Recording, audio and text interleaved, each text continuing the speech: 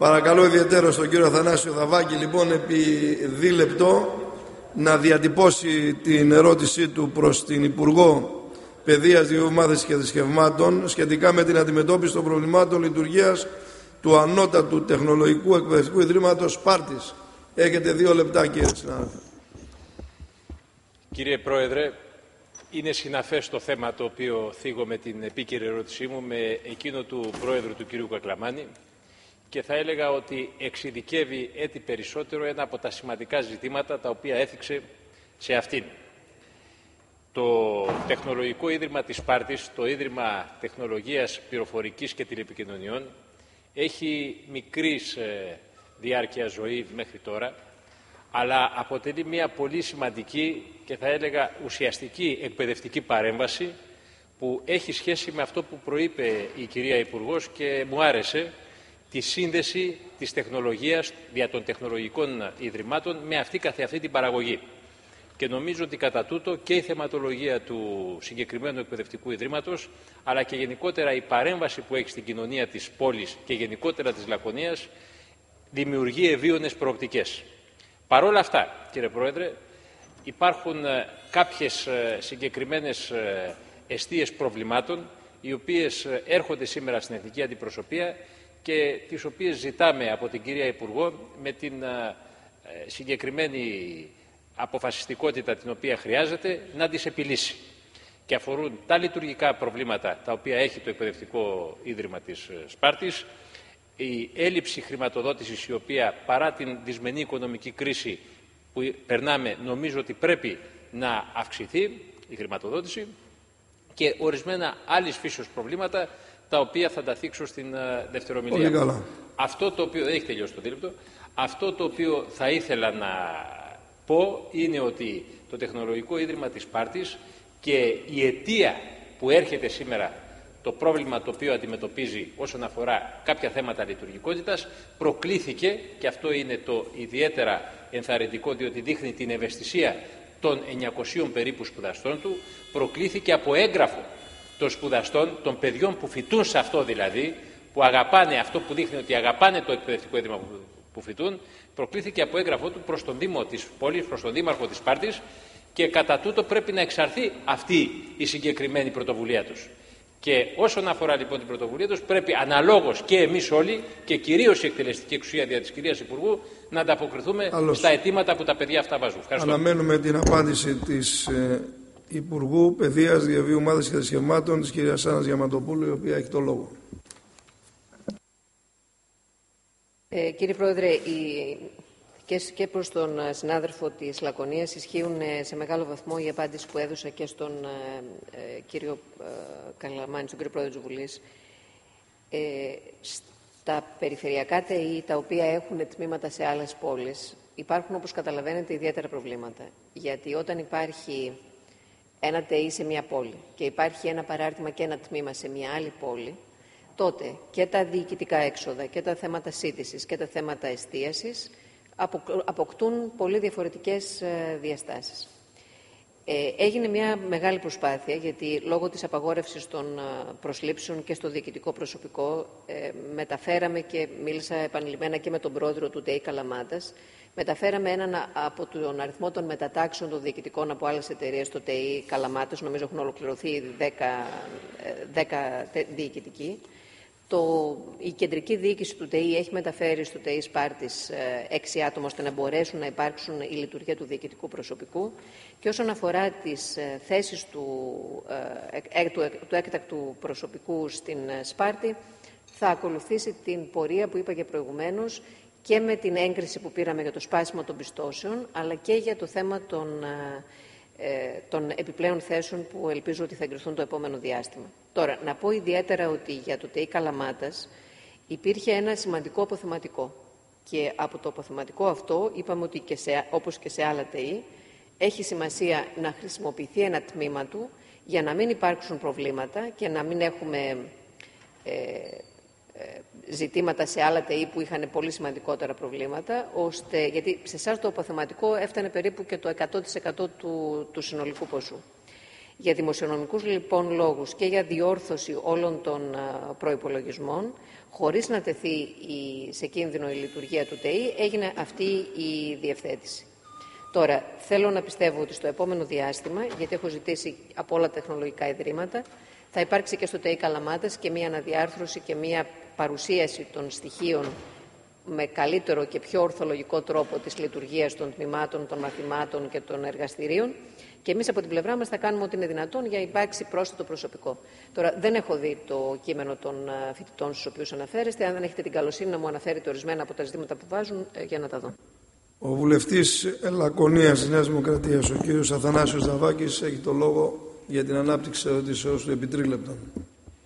Η απάντηση της κυρίας Υπουργού γεννά ένα ζήτημα το οποίο, κύριε Πρόεδρε, θεωρώ ότι πρέπει επιτέλους σε αυτή την αίθουσα να το δούμε με ιδιαίτερη προσοχή. Και το ζήτημα αυτό είναι η σχέση των τμήματων των ΤΕΗ με τον κεντρικό κορμό, όπως είναι η Καλαμάτα στη συγκεκριμένη περίπτωση. Πρέπει επιτέλους όλοι και κυρίως οι άνθρωποι που διακονούν τη συγκεκριμένη επιστήμη σε αυτό το ΤΕΗ να μην αισθάνονται ότι είναι παιδιά ενός κατώτερου θεού σε σχέση με το ΤΕΗ της Καλαμάτας. Πρέπει δηλαδή να είναι οπλισμένοι με αυτές τις οικονομικές δυνάμεις, ούτως ώστε να μπορούν απρόσκοπτα να κάνουν το εκπαιδευτικό τους έργο, να επιτελούν το εκπαιδευτικό τους έργο και να μην έχουμε έγγραφα όπως αυτά των φοιτητών του ΤΕΗ Καλαμάτας, του ΤΕΗ της Σπάρτης, που μιλούν για μειωμένη χρηματοδότηση, για έλλειψη εκπαιδευτικού προσωπικού αλλά και γραμματιακής υποστήριξης. Να φανταστείτε ότι εκτελούν χρέη γραμματιακής υποστήριξης και οι καθηγητές. Είμαστε σε αυτή την κατάσταση. Έλλειψη κηλικίου, δεν υπάρχει κηλικείο, υπάρχουν μόνο αυτόματοι πολιτές και διάφορα άλλα επιμέρους θέματα τα οποία συνθέτουν μια εικόνα η οποία δεν είναι η αρμόζουσα για μια νέα εκπαιδευτική δομή, μια νέα εκπαιδευτική μονάδα όπως είναι το ΤΕΗ της Σπάρτης. Από τους 53 καθηγητές εξειδικεύω, αυτή τη στιγμή υπάρχουν μόνο 17 και 3 είναι μόνιμοι εξ αυτών. Τα εργαστήρια είναι από 40 έως 50 παιδιά, ενώ οι θέσεις των εργαστηρίων είναι μόνο 20. Υπάρχουν ζητήματα που αφορούν τα εξάμηνα και πρέπει να τα δούμε. Μετατίθεται η χρονολογία των εξαμήνων από μέρα σε μέρα και όλα αυτά γιατί δεν υπάρχουν καθηγητές και δεν μπορούν να προχωρήσουν τα εργαστήρια, κυρία Υπουργέ. Επίσης, το θέμα της γραμματείας.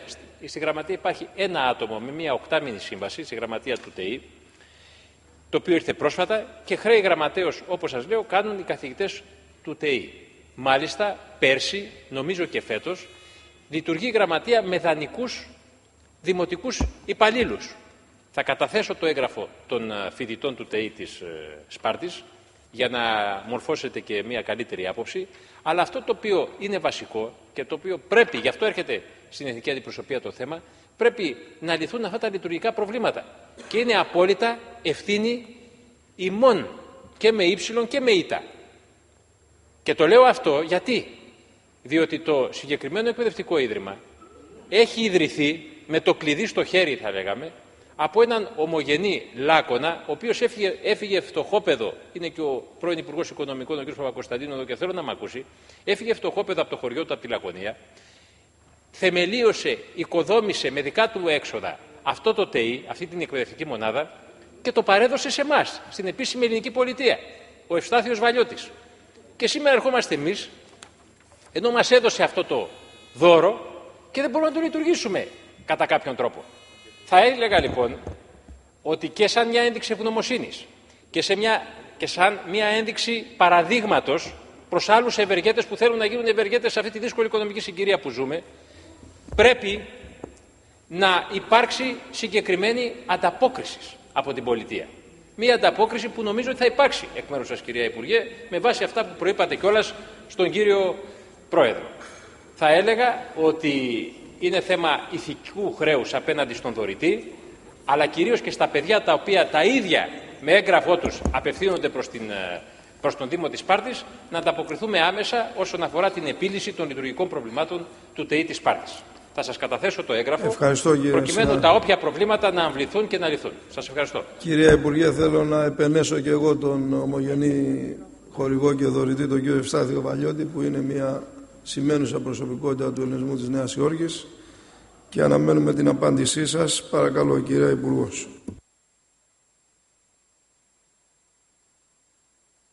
Θα ήθελα να Είμαι πάρα πολύ ειλικρινής μαζί σας, γιατί ούσα ειλικρινής θα μπορέσουμε να έχουμε και ένα αποτέλεσμα.